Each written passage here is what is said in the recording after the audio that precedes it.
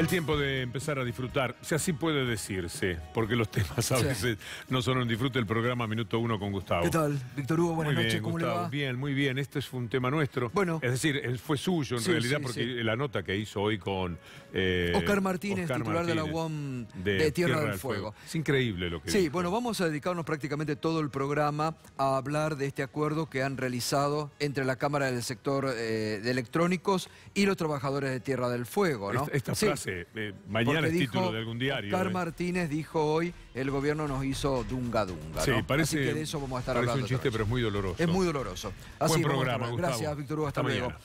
Señoras y señores, aquí comienza Minuto Uno en la pantalla de C5N, La Realidad.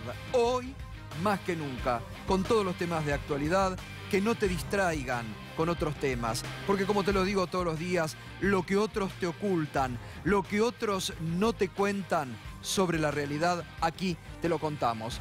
Y como comentábamos recién con Víctor Hugo, vamos a estar hablando hoy de esto que parece ser un acuerdo inédito entre el gobierno nacional, el gobierno de Tierra del Fuego, los trabajadores de la UOM. Estamos hablando, fíjese, del gremio de la UOM.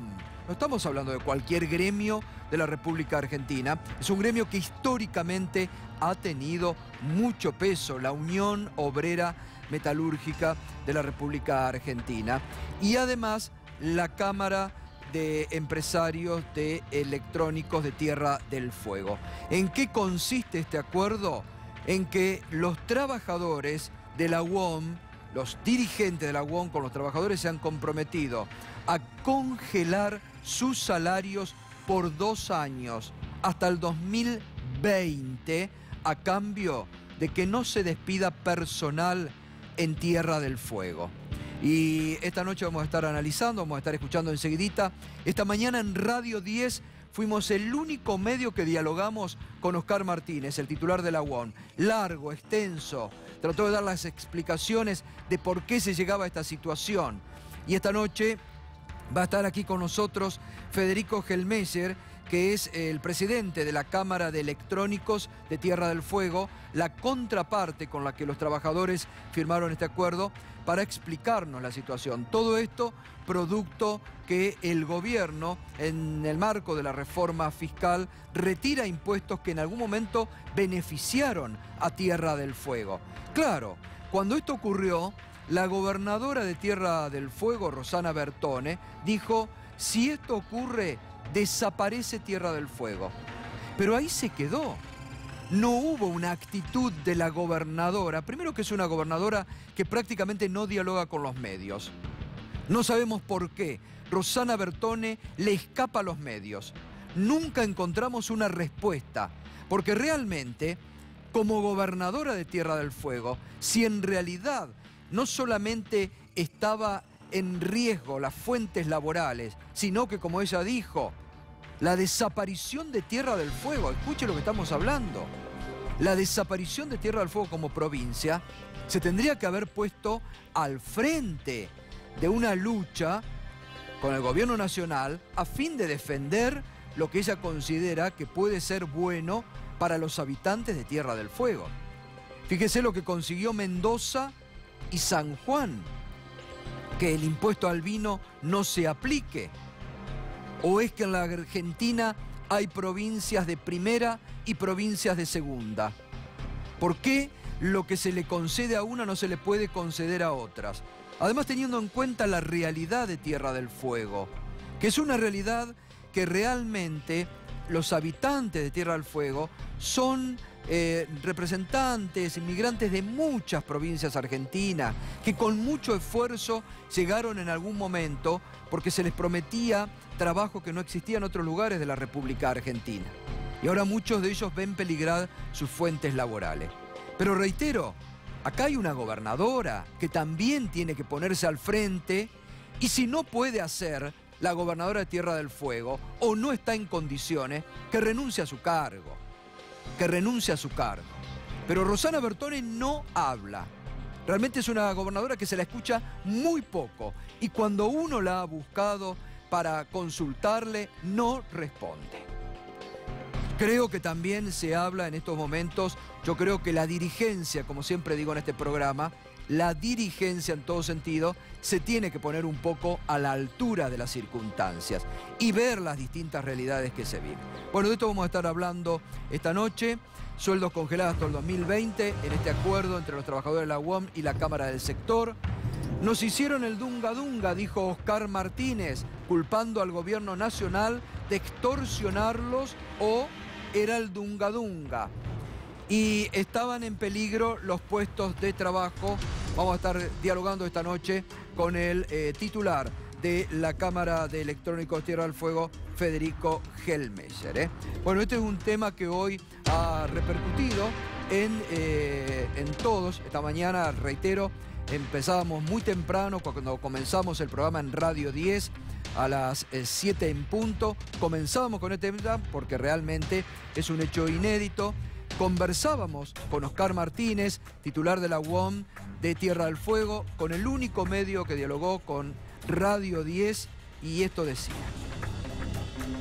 Los trabajadores metalúrgicos de Tierra del Fuego hemos sido víctimas de una extorsión por parte de la política del gobierno nacional en su ambición de modificar las actuales condiciones y en eso quitarle la protección arancelaria a la producción de Tierra del Fuego, y hemos sido presionados a cuestiones tales como la posibilidad incluso de la reducción del 30% de nuestros ingresos actuales producto de esta extorsión.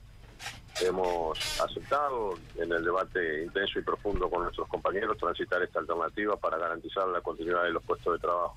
Cuando lo veamos en 2020 vamos a haber hablado de un recorte en los salarios de los trabajadores. Absolutamente, sí, porque no nos quedaba una alternativa. Vieja anécdota de un chiste que existía donde un prisionero era la dignidad de los trabajadores, incluso porque si se aceptaba la muerte también pretenden dunga dunga. ¿Sí? Son absolutamente muy difíciles en sus actitudes de parte del gobierno nacional. Insistimos, ha sido una extorsión a todas luces, con la absoluta claridad de la que hemos sido objeto todos los habitantes de la provincia. Bueno, y lo escuchó bien, ¿no? Lo que decía Oscar Martínez, nos hicieron el dunga dunga, nos hicieron como el chiste del preso, al que le dicen que lo van a matar si no acepta el dunga dunga. Y bueno, tuvimos que aceptar el dunga dunga. Esto lo dice Oscar Martínez, titular de la UOM. Digo, reitero esto, no es cualquier gremio. Es la UOM, es la Unión Obrera Metalúrgica de la República Argentina, ¿no? Y sobre este tema que ha sido hoy ampliamente debatido, que tuvo mucha repercusión en muchos dirigentes gremiales también, porque muchos sostienen, ¿esto se va a equiparar en otros sectores? ¿Esto es lo que se viene en otros sectores productivos de la Argentina? Bueno, Pablo Moyano hoy se refería a este tema. ¿Cómo viste el acuerdo de la UOM ayer con Tierra del Fuego? Ha habido un ataque permanente, no a los dirigentes gremiales, sino al corazón de los trabajadores, que son los convenios colectivos de trabajo, claro, permanentemente amenazando la rebaja salarial, poniendo el techo a las paritarias, pedido exclusivamente por los grandes grupos económicos, bajando los costos laborales a través de esta reforma laboral, que prácticamente es un mamarracho lo que mandó el ministro de Trabajo en la primera reunión que tuvo con algunos dirigentes de la CGT, con esta reforma laboral que es mucho peor que la de Brasil, mucho peor que la de los años 90. Esperemos que aquellos gobernadores, diputados y senadores que en las campañas electorales cantan la marcha peronista y tienen los cuadros de Perón y Evita, esperemos que no voten una ley como se votó en los años 90 en contra de los trabajadores. Va a haber reuniones con los gobernadores en los próximos días para que digan públicamente qué van a hacer sus senadores, sus diputados, el día que se tenga que tratar la ley de reforma laboral. Con todos los medios a favor, son capaces de seguir avanzando fundamentalmente contra los derechos de los trabajadores. ¿Este gobierno es peor que el gobierno anterior con todos sus errores? Sí, pero por supuesto, eso no tiene ningún tipo de duda. Vos no te sentarías a hablar con Cristina, ¿no? ¿O sí? No sé, no lo descartaría, pero creo que no. ¿Vos tenés miedo que en todo caso vayan por tu papá? ¿Que quieran meter en cana a tu papá? Por Hugo, por mí. Sería un orgullo que caer en cana con un gobierno tan gorila como este. Bueno, ahí estaba la respuesta, reitero, enseguida vamos a estar analizando este tema de este acuerdo inédito que se firmó en Tierra del Fuego, Gobierno Nacional, el Gobierno de Tierra del Fuego, los trabajadores de la UOM, y está aquí el titular de la Cámara de Electrónicos de Tierra del Fuego, Federico Gelmeyer, que con él vamos a estar hablando enseguidita para que nos explique qué alcance y por qué también se llega a esta situación y si no había otros caminos para buscar. Enseguida volvemos a este tema. Hoy se conoció ya en el tema político sorprendió, hay que decirlo, sorprendió, venía hablando Aníbal Fernández, ex jefe de gabinete de Cristina Kirchner, sobre actitudes. En algún momento se había referido a muchos de sus compañeros del peronismo que se hacían, dijo él, textual, los pelotudos frente a detenciones como las de Debido o las de Vudú y que no reaccionaban. Y hoy fue más allá.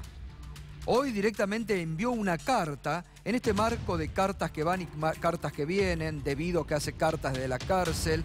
Aníbal Fernández hoy sorprendió políticamente en una dura carta dirigida a la expresidenta Cristina Fernández de Kirchner. Aníbal Fernández, hay que decirlo, fue uno de los más leales colaboradores de la expresidenta. Por eso sorprende hoy cuando dice: hoy hay leales que están presos por leales y traidores que no solo gozan de las mieles de su entrega, sino que cada tanto son convocados por el Nuevo Espacio para ver si vuelven al redil, o si negocian, o si dialogan, o si articulan, o si coso. Al Nuevo Espacio se refiere al nuevo espacio creado por la expresidenta, Unidad Ciudadana. No se puede hacer campaña con el culo en la mano, dice Aníbal Fernández. No se puede ser socio de un club que no te quiere como un socio más, aunque pagues rigurosamente la cuota que, además, no es barata. No se puede parecerse al enemigo utilizando hasta su terminología sin pagar consecuencias. No se puede ignorar el fuego amigo y disfrazarlo de vehemencia. No se puede aceptar o perdonar las peores agachadas de mierda en nombre de la unidad y la concordia. Recordemos que fuego amigo, Aníbal Fernández siempre se refirió que cuando hizo él la campaña para gobernador, siempre se refirió a que las denuncias en su contra habían sido fogoneadas por Julián Domínguez, incluso llamó también, hasta habló del propio Daniel Scioli como articuladores de una campaña en su contra porque les había ganado la interna y porque, recordemos, Scioli no lo quería como candidato a gobernador. En eso parece hoy también reflejar toda esta dureza en esta carta. Aunque decían una campaña light y amateur para evitar que se recuerde a la vieja Cristina, hacedora de tanto, mientras la nueva Cristina habla de los logros de sus dos gobiernos.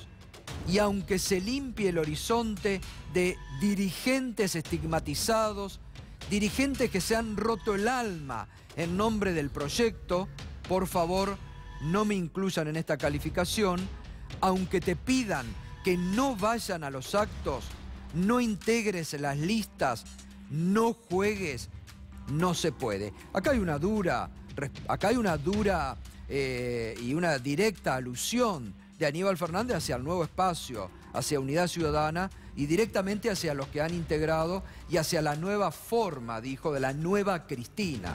Realmente ha sorprendido políticamente, reitero, una dura carta, que leerla en toda su extensión, de Aníbal Fernández, dirigida ya ahora directamente a la expresidenta Cristina Fernández de Kirchner, y que se produce en este marco. El otro día veíamos lo de Gioja contra, lo de Debido contra Gioja, lo de Aníbal Fernández contra Gioja y otros peronistas, en un estado de ebullición que está el peronismo hoy por hoy. Se ha dicho que desde el sector de Cristina no van a responder a esta carta de Aníbal Fernández porque han dicho hay cosas más importantes hoy que atender que la carta de Aníbal Fernández. Pero bueno, no deja de sorprender que esto venga de uno de sus viejos y más leales funcionarios que tuvo la expresidenta. Inflación, se conoció hoy el dato del mes de octubre, Berco. Sí, Gato, efectivamente 1,5%, 1,5% fue la inflación de octubre, un dato que dejó así a la inflación de 2017 a décimas del 20%, cuando faltan todavía 2 meses y 2 meses de fuertes aumentos. Fíjate lo que subió durante el mes pasado. La telefonía celular fue lo que más subió, 5,3%, el transporte 1,3%, la indumentaria 2,1%, la salud 1,1%, los alimentos en promedio un 1,5% y las bebidas un 3%. Eje de debate las bebidas por el nuevo impuesto que se va a aplicar a las bebidas azucaradas, que las va a hacer subir, apenas se apruebe la nueva reforma tributaria, un 11% adicional. Ahora, Berco, acá vos decís las bebidas, pero ahí veo que uno de los puntos que más suben es la telefonía. Sí. Y hay un nuevo impuesto, va a haber un nuevo impuesto también a la telefonía en lo que se ha presentado ayer en el Congreso. Exactamente, va a aumentar del 4 al 5% un impuesto específico que se cobra sobre las cuotas de la telefonía celular. Además de que la telefonía celular va dosificando sus aumentos, pero queda uno más todavía pendiente. Pero eso va a repercutir indudablemente en el precio, ¿no? En aumento de la tarifa, seguramente, ¿no? Sí, seguramente, salvo que lo absorban las compañías para competir con las otras dos, claro, digamos. En eso, ahí hay precio libre y el aumento de una alícuota no necesariamente significa que se vaya a trasladar. Lo que sí sabemos, Gato, con este número, es que la inflación acumulada en los primeros 10 meses del año es ya casi un 20%, es 19,4% la inflación de 10 meses, atención, no es anual. Faltan 2 todavía. Sí, es 10 meses. ¿Por qué digo que es importante este dato? Porque cuando se lleven adelante las mediciones de noviembre y de diciembre, vamos a mantener todavía una inflación anual por encima del 23%. Lo que lleva a pensar que la aspiradora del Banco Central, que está al máximo, hoy volvió a subir la tasa de las LEVAX brutalmente el Banco Central y generó eso la peor caída de la bolsa en 5 meses, también una caída del dólar en virtud de que todo el mundo se fue a comprar LEVAX por el rendimiento que dan. Bueno, esto no está dando resultados. Es evidente que tanto la inflación del mes pasado, también más cerca de los 2 puntos que del punto, como la inflación de este mes, son números que alarman mucho al Banco Central, pero su reacción es seguir apretando el torniquete monetario, es decir, seguir subiendo los rendimientos de las colocaciones financieras para que la gente coloque sus pesos allí y de esa manera se alivie el circulante, haya menos circulante. Esta teoría, la que dice que la inflación solo responde a la cantidad de dinero en circulación, es la que se está probando equivocada, al menos a juzgar por los números del INDEC que hoy volvieron a darle negativo a Sturzenegger. Muy bien, es un dato de la economía para tener en cuenta y es un dato que va a repercutir, lo venimos analizando mes tras mes. Hoy hubo novedades, usted sabe, no necesita que se lo recuerde, pero en los casi 80 días que duró toda la desaparición de Santiago Maldonado, aquí este programa fue el único programa que lo siguió desde el primer momento, casi los únicos periodistas que lo hicimos, informando con la verdad, tratando y en todo tiempo desarmando las operaciones que se montaban en otros canales, desmontando las operaciones de mentira que se armaban para negar a Santiago Maldonado, para ensuciar a su familia. Y si en los últimos días nos hemos ocupado porque desde que se le practicó la autopsia no hubo novedad. Usted sabe que el próximo 24 de noviembre se van a dar a conocer los resultados finales de la autopsia que podrían, vamos a ver si se da, determinar, esto es lo que quiere saber la familia, determinar cómo murió Santiago Maldonado, cuándo, dónde, si fue en el lugar que se lo encontró y en qué circunstancia. Hoy, y esta es la novedad, hubo una presentación de Sergio Maldonado ante el juez Geral, porque se trata de ver justamente todas estas circunstancias que rodearon la muerte. Habían pedido ya el 18 de octubre la familia de Santiago Maldonado al juez Geral que se realicen prácticas en torno al lugar donde fueron encontrados, y la respuesta del juez fue negativa, porque no tenía los elementos. En base a esto, hoy ha hecho una presentación, lo tenemos en línea a Sergio Maldonado. Sergio, buenas noches, el gusto como siempre de saludarte y abrazarte a la distancia. Hola, buenas noches, Gustavo, ¿qué tal? Gracias por el espacio y el pedido de justicia de Santiago, que siempre estás ahí firme. Bueno, Sergio, ¿por qué no nos contás la presentación que hiciste hoy ante el juez Geral? Bueno, en realidad fue una apelación, porque la semana pasada, cuando se había pedido que ingresaran unos expertos locales, eso fue rechazado, y por una cuestión de plazos, hoy antes de las 9 de la mañana había que presentar la apelación que de hecho, bueno, se volvió a hacer, explicando por qué nosotros necesitamos eso. Porque la misma gente que estuvo haciendo rastrillajes anteriores es la que después encontró el cuerpo de Santiago. Entonces hay cosas que no... Yo por eso cuando digo no confío en nadie, me refiero a eso. O sea, yo no puedo confiar en gente que antes participó y dice no haber visto nada, y después un día vamos y encontramos el cuerpo ahí a la vista de todo. Detalles que yo, por ejemplo, ayer estuve mirando los videos, que yo todavía no lo había podido ver, en cuando yo iba arriba de un gomón, eso se iba filmando con una cámara. Bueno, entonces ahí es donde me permite ver y darme cuenta de un montón de cosas que yo sospecho más todavía de que el cuerpo no estaba ahí.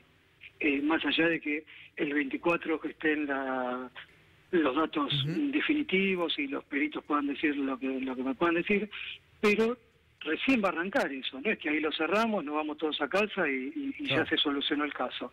O sea, ahí dirán las condiciones o cómo murió, si fue realmente ahogado, si tuvo, o sea, cómo fue la muerte, más allá de que por ahí la palabra es dura, pero bueno, no vamos a saber nada porque no tenemos una investigación como tendría que ser, porque la Gendarmería no se la sigue cuestionando.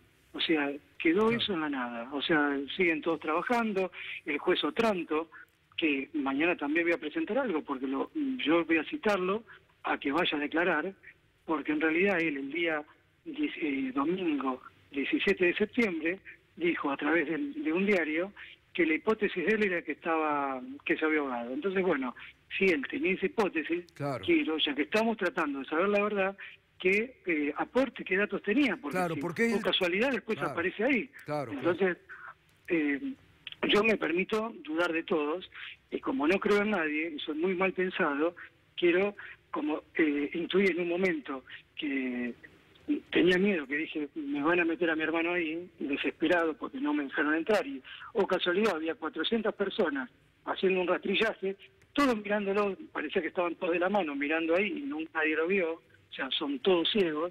Y además están las declaraciones del prefecto, el mismo que participó, que confirma que habían rastrillado ese lugar y que no habían visto el cuerpo. Claro, Roata. Él dice que se hicieron 7 rastrillajes. Claro. Está bien, en diferentes lugares. Después, por ejemplo, los buzos, cuando yo veo las declaraciones por escrito, dice, hay uno que dice que él mide 1,70 m, que sus patas de rana tienen 30 centímetros y él dice que no hace pie. Entonces, si yo digo, bueno, son 2 metros, tendría que estar abajo del agua, que no se pie y toca unas ramas.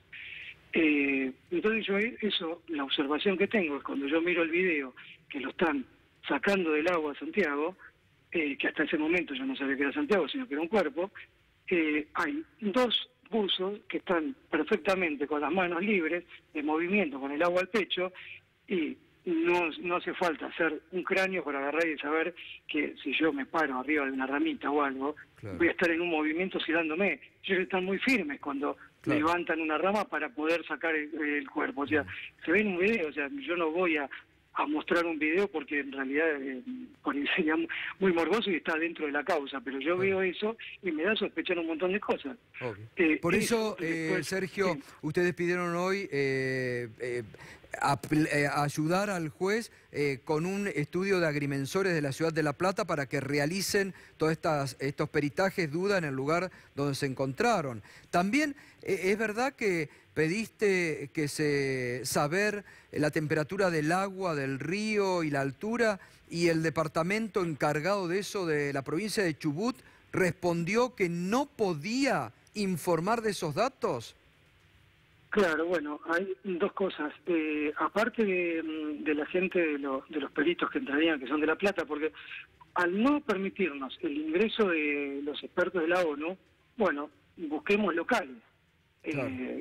Qué mejor, porque yo podría ir al lugar, me pongo un traje de neopren, voy con una regla casera, mido, digo, esta es la profundidad, tiene 1,50 m, 1,20 m, llamo a algún amigo que diga, no, mira acá, esto es la vegetación esta, no hay algas, no son vegetación que puede estar abajo del agua, sino son sauces, y esto está seco, porque si no, no nacería. Bueno, un montón de cosas que es sentido común cuando yo hablo y veo, no es que soy un experto en cosas, sino que es el común del día.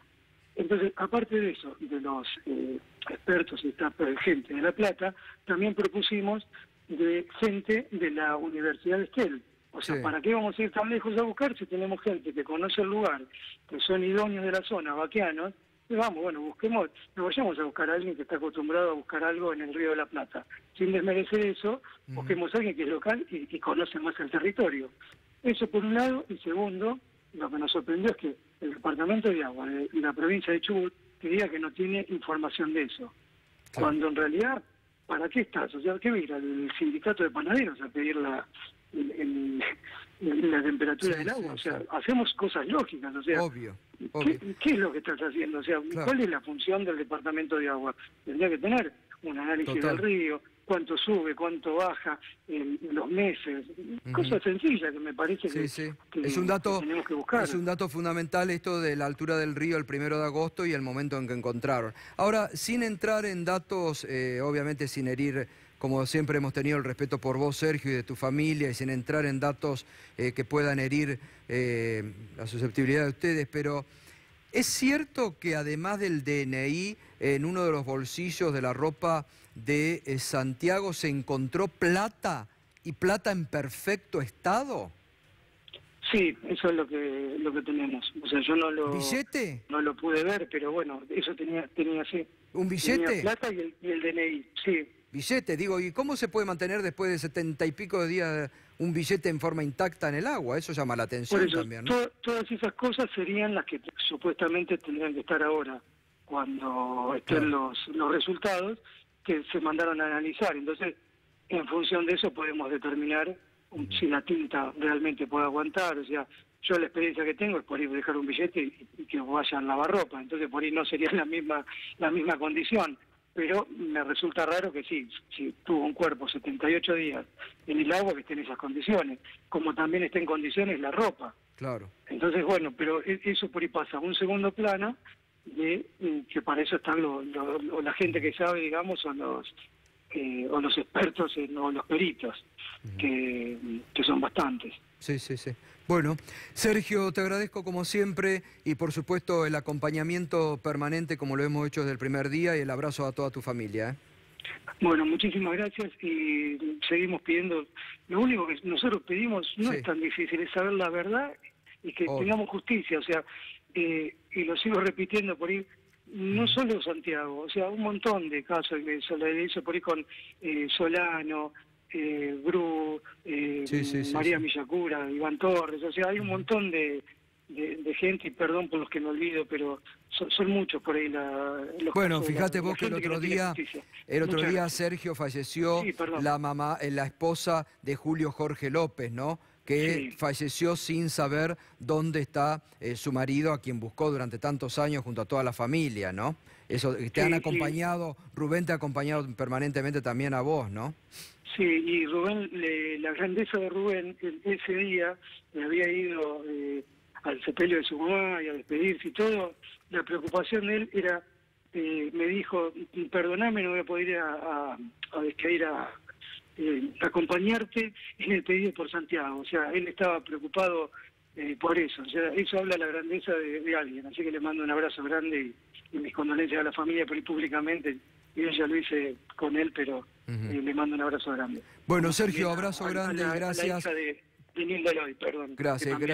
Gracias por contarnos estas novedades que has presentado hoy al juez Geral y vemos el transcurso, lo vamos a seguir como lo hemos hecho siempre muy de cerca. Un abrazo enorme. Muchas gracias, buenas noches. Gracias, buenas noches. Sergio Maldonado con las novedades producidas en el día de hoy, y algunas otras cosas que él dice, no cierran en torno a cómo fue encontrado el cuerpo. Muy bien, nos metemos ya en esto que ha sido el tema del día, este acuerdo que ha hecho la UOM con los empresarios de la Cámara de Electrónico. Está Federico Gelmeyer. Federico, buenas noches, gracias por venir. Por favor, gracias por salir. ¿Por qué se llega a este acuerdo? Porque sorprende, lo primero que sorprende, bueno, lo hablábamos recién lo escuchábamos a Oscar Martínez, sorprende que trabajadores acepten congelar sus salarios por 2 años, ¿no? Hace 2 semanas, cuando el gobierno anunció por primera vez la reforma impositiva, previó para los productos electrónicos la modificación a 0 del arancel de impuestos internos, de la tasa de impuestos internos. Hoy día nosotros tenemos un tratamiento arancelario diferenciado dependiendo de si el producto es de fabricación nacional o importado. El importado paga 17, el de fabricación nacional paga 6,5, con lo cual la diferencia esa nos equipara o cubre, digamos, de alguna manera, y si el proyecto se llevaba como estaba previsto originalmente, realmente nos asestaba un golpe durísimo que, honestamente, en los peores escenarios nos daba cuenta de que muy probablemente se perdiera la actividad económica y consecuentemente los puestos de trabajo. Entonces, en ese contexto, en estas 2 semanas estuvimos negociando contrarreloj, quizá incrementando algo que ya veníamos hablando, entre otros con el gremio, también con el gobierno provincial y con el gobierno nacional, y así se llegó al acuerdo que se firmó ayer a las 2 de la tarde, que entre otros puntos tiene este tema de las Ahora, paritarias. usted decía, ahora vamos a ir al acuerdo, pero usted dice, recién lo decía esta mañana cuando hablábamos en la radio con usted, si seguía esto adelante se perdían los puestos de trabajo. La gobernadora Rosana Bertone en un primer momento fue más dura, dijo, peligraba. Dijo que esto condenaba a la provincia a la inviabilidad, que amenazaba con la disolución de la sociedad fueguina. A ver, la razón es muy sencilla, más allá de ver cuál es la verdadera magnitud de esta hipotética medida. La industria electrónica de Tierra del Fuego básicamente es la actividad privada comercial más importante de Tierra del Fuego. Sí, claro. Con lo cual representa, si la memoria no me falla, representa el 30% del Producto Bruto Geográfico Provincial. Con lo cual, evidentemente, un trastorno de este calibre sobre esa actividad iba a significar una consecuencia muy funesta. Ahora, ¿esto lo evita? Que los trabajadores acepten congelar sus salarios durante 2 años. ¿Evita el impacto negativo que tiene el aumento de los impuestos? El conjunto de las concesiones que hizo el gobierno nacional, modificando el proyecto y tomando alguna serie de compromisos más, los compromisos que aportan las empresas, lo que aporta la provincia en términos de resignación fiscal y definitivamente este gran aporte que hacen los trabajadores, nos permite llegar primero a un proyecto de ley distinto respecto de internos que nos conserva esta cobertura o este diferencial que lo lleva al 10,5% para el año que viene, o sea, nuestros productos van a 0 y el importado va al 10,5%, después empieza a decrecer y en tanto y en cuanto nosotros estemos a la altura de las circunstancias y hagamos las transformaciones que hay que hacer en el aparato productivo y nos volvamos más competitivos, nosotros confiamos que vamos a poder sobrevivir y hacer más sostenible la industria. ¿Y cuáles son esos cambios que usted o esos ajustes que ustedes deberían hacer para volverse más competitivos? Hay que atacar toda la estructura de costos, digamos. Hay cosas que dependen de nosotros, cosas que dependen del Estado Nacional, cosas que dependen de la operación portuaria y aduanera, el Estado provincial, etcétera. Y también está, esto es amargo, pero es así, digamos, el salario de los trabajadores, el costo laboral, representa una porción muy importante de esa estructura de costos. Entonces, hay que conculcar absolutamente a todos los actores como para llevar adelante... ¿Cuánto es lo que cobra un trabajador, digamos, un sueldo medio de un trabajador de estas industrias en Tierra del Fuego? El sueldo bruto de la categoría modal, o sea, la que emplea a más gente en Tierra del Fuego mensualmente, es de 52.000 pesos brutos. En Tierra del Fuego, recordemos, hay exención de ganancias, con lo cual a eso hay que traerle solamente el 12%. El 12% de aportes personales, con lo cual estamos hablando... 52.000. La relación que hay, mientras Alejandro hace la cuenta, la relación que hay más o menos con un... 45 bolsillos más o menos. Ahí está. Con un operario de WOM del resto del territorio nacional, sobre todo los que están por encima de la zona desfavorable, es 1-3 más o menos.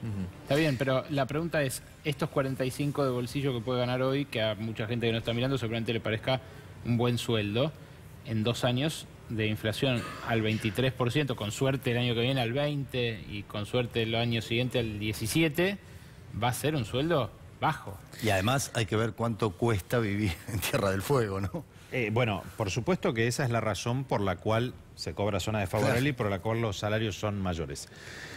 Con el correr del tiempo, digamos, esas tendencias crecientes se fueron separando y es cierto lo que dice Alejandro, definitivamente. A ver, es absolutamente imposible modificar los salarios existentes hoy día, es improcedente legalmente, digamos.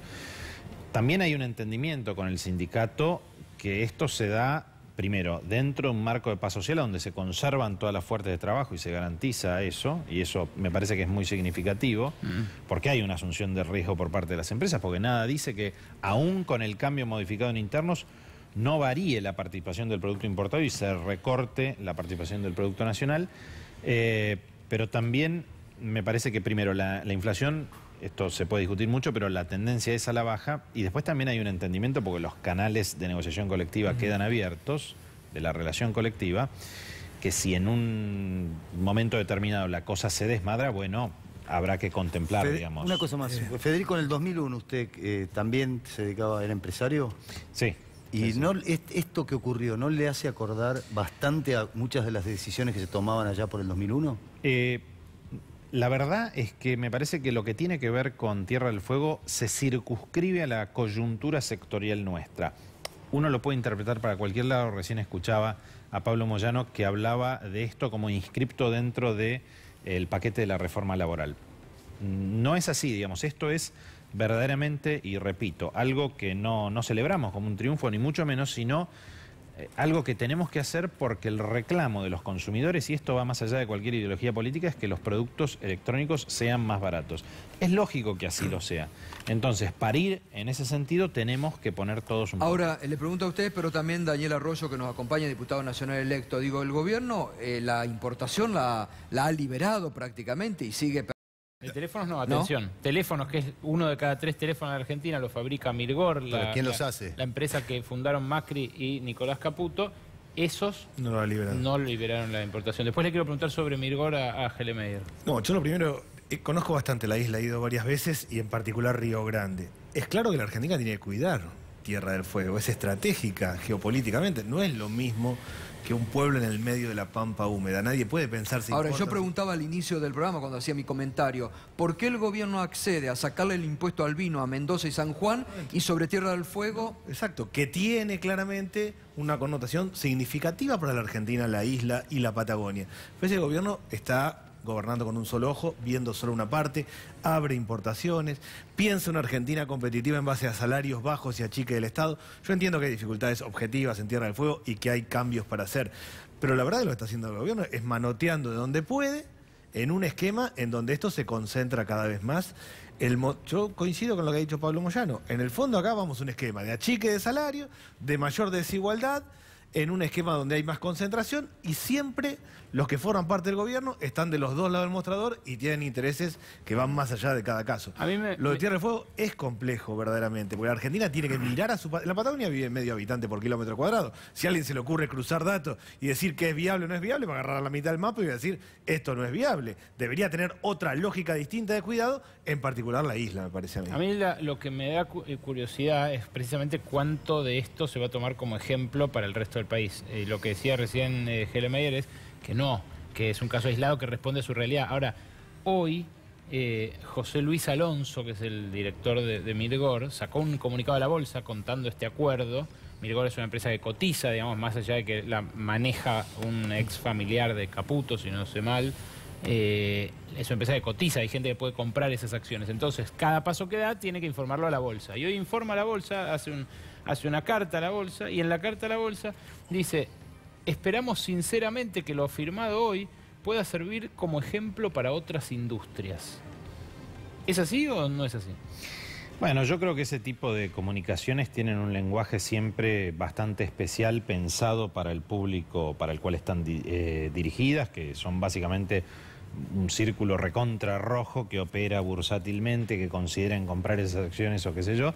Y en ese sentido, creo que, digamos, la empresa se vende lo mejor posible, digamos, cuando promociona su acción.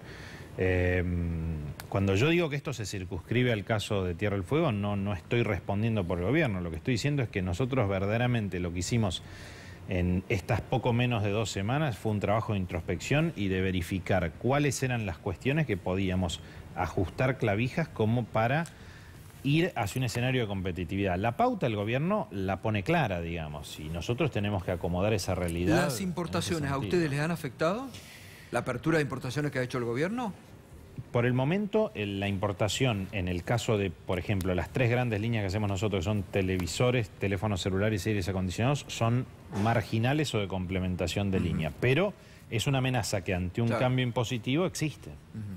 No, a ver, yo básicamente... Esto lo van a tener que debatir, no se sabe si este Congreso o tal vez ustedes les toque Ojalá debatir. me toque debatirlo a mí a ¿No? partir del 10 de Claro. diciembre. Está claro que esto está mal y que el gobierno va a un esquema de salarios a la baja, es claro. Parece difícil que pueda reproducir ese modelo de Tierra del Fuego, pero que imagine un esquema de bajos salarios, de achique, es como muy evidente, y de apertura de importaciones.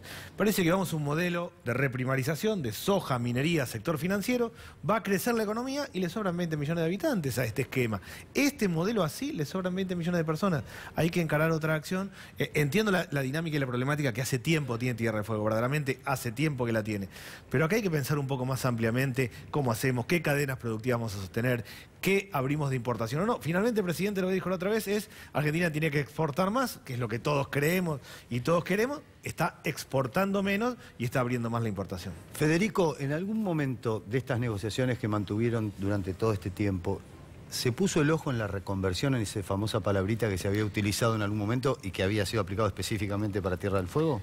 Bueno, a ver, la terminología reconversión, transformación o diversificación siempre está presente cuando se charla de la isla, pero particularmente porque nosotros estamos dentro de un régimen de promoción industrial. Entonces, en ese sentido, digamos, la presencia de la electrónica, de la plástica y de las otras industrias que hay hoy día ya, se deben principalmente a que son mano de obra intensiva y de esa manera se procuró ese efecto de poblar la isla con... Que eso es estratégico y es importante para la Argentina, poblar la Patagonia, en particular Tierra del Pero Fuego. yo me refiero específicamente cuando se hablaba de reconversión, se hablaba de trabajar mucho más intensivamente en el turismo. Claro. Y en la pesca. Lo que decía era... Volver a... Hay como una especie de enfoque a enfatizar el aprovechamiento de los recursos naturales o de las cosas que, digamos, como el turismo, se dan en función de las riquezas naturales que tiene el lugar.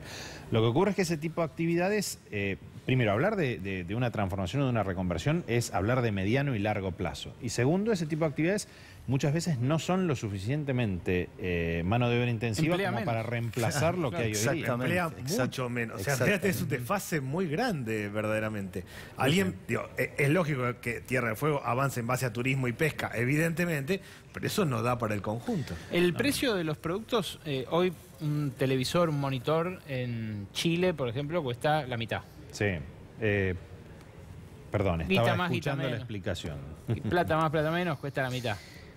¿Cuánto puede bajar en Argentina a partir de este cambio de impuestos? Mira, Alejandro, el precio de los productos electrónicos desde enero hasta ahora nosotros los hemos venido monitoreando lo que se llaman en el mercado los top sellers, que son los productos que más rotación tienen, y en el caso de los teléfonos celulares ha habido una baja del 20% nominal, sin contar la inflación, y en el caso de los televisores una baja del 7%. Efectivamente, el ejemplo de Chile es como una presión muy grande, porque ahí verdaderamente, incluso si uno compara el valor de los otros productos, los televisores son ostensiblemente más baratos que el resto de los precios relativos en Chile. Entonces, verdaderamente ahí hay un renunciamiento a algún tipo de margen por alguna estrategia comercial. Y bueno, seguiremos investigando, digamos. Pero nosotros creemos que el camino hacia la baja de los productos ya empezó y la idea es profundizarlo, ¿no? Ahora, ¿no cree, Daniel, que le faltó también en esto a la gobernadora Rosana Bertone ponerse un poco más al frente de todos los reclamos, incluso de los reclamos empresariales, de los trabajadores, y salir como hicieron? Porque acá, vuelvo al mismo ejemplo, Mendoza y San Juan consiguieron que el gobierno nacional una gobernada por un peronista, el otro por un aliado al gobierno, pero lograron sacar el impuesto al vino. ¿Por qué Rosana Bertone no lo consiguió? Sí, creo eso, que tendría que haberse puesto al frente en serio. Estamos hablando de una situación muy crítica, de una isla en situación muy crítica. El gobernador de Mendoza, que es oficialista, dijo, no, con el vino no, esto nos complica la estructura productiva de nuestra provincia, no, más allá de que seamos oficialistas, me parece que ha faltado eso. Tengo la impresión de que está faltando, en el caso, primero, que es muy difícil para mucha gente que vive muy lejos, a 3.000 kilómetros de distancia de Tierra del Fuego, entender la dinámica de vivir en una isla, en realidad distinta, muy compleja. Y segundo, me parece que hace falta, de parte del poder político de Tierra del Fuego, pararse en serio. La verdad que el esquema hay que ver si funciona o no. Objetivamente, los 45.000 pesos de hoy, en 2 años va a ser mucho menos. El costo de vida es altísimo en Tierra del Fuego, con lo cual, si hoy los 45.000 están más o menos, en 2 años va a estar o por debajo de la línea de pobreza o va a estar tecleando. Es un esquema que es raro que dure 2 años, que seguramente va a ser con conflictividad. De modo tal que yo creo que el poder político y en particular la gobernadora debería pararse en serio. Acá el gobierno parece avanzar o no en función de cómo se le pone enfrente y cómo alguien dice no, acá no y nos abroquelamos.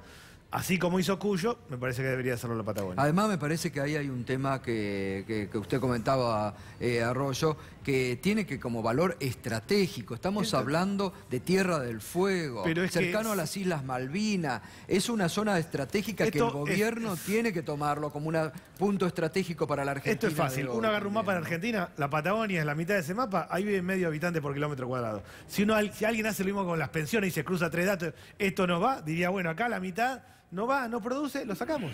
Sería una lógica absurda. En particular, Tierra del Fuego es geopolíticamente importante para nosotros. Encontró una manera con la electrónica, encontró una manera de desarrollarse. Se puede discutir y seguramente hay mejoras para hacer. Hay cuestiones que hace tiempo que vienen mal. Pero este esquema da la sensación de que no se va a sostener en 2 años. Gato, perdón, me parece importante una aclaración, porque en todo caso creo que la gobernadora Bertone por ahí debe haber tenido algún inconveniente comunicacional. Lo cierto es que la gobernadora lideró un poco el tema, hizo una convocatoria muy buena que ocurrió el viernes 3 de noviembre en Ushuaia, donde concurrimos todos y donde yo estuve con Oscar Martínez particularmente charlando y había había legisladores nacionales, provinciales. El tema también es que tal vez ahora esos senadores y esos diputados nacionales con representación pueden hacer algo también en el Congreso. Sí, porque eso se tiene que debatir, ¿no? Es un bloque. Pueden llevar esa problemática también al Congreso. El bloque fueguino es un bloque minoritario por la razón que explica bien Daniel, digamos, un tema de población, pero me parece que también puntualmente en el caso de electrónica se daba una situación medio contraintuitiva, mientras que vino u otros sectores se quejaban de que les pusiera el impuesto a electrónica, en principio se quejaba de que el impuesto lo sacaran. El tema era cómo lo sacaban, digamos, o sea, conservando este diferencial, ¿no? Entonces, pero creo que ella condujo un poco, por lo menos internamente en la provincia, digamos, el liderazgo de esta situación. Después es probable, y no me meto en esa polémica, que haya un tema comunicacional a donde le exceda. Bueno, la lógica del gobierno es cuando hay tensión y cuando alguien se para, parece retroceder, con lo cual no estaría mal esa idea. Objetivamente estamos hablando de una isla que es estratégica de verdad para la Argentina. Bueno, muchas gracias, Federico, por esta noche. Gracias, Daniel. Gracias, compañero. Pausa y enseguida volvemos porque hoy enseguida, después de la pausa, comienza la transmisión de los premios ACE.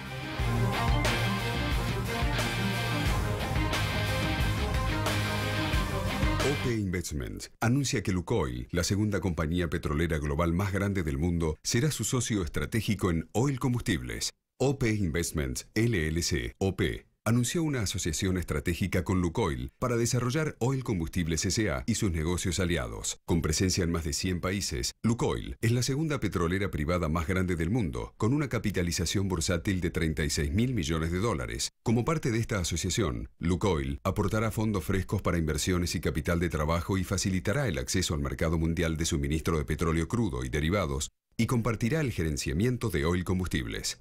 Ignacio Rosner, accionista y CEO de OP y presidente de Oil Combustibles S.A., declaró: La posibilidad de que Lukoil sea nuestro socio estratégico es el resultado del cambio de dirección en Oil Combustible y del país, signado por el clima favorable a la inversión y al desarrollo productivo. Hace muchos años que no ingresaba a la Argentina un gran jugador global de la industria del petróleo y derivados. Estamos orgullosos de que Lukoil nos elija como socio estratégico para invertir y desarrollar el mercado nacional e internacional. Con nuestro socio estratégico llevaremos a Oil Combustibles a ser una de las principales empresas nacionales y de la región, agregó Rosner.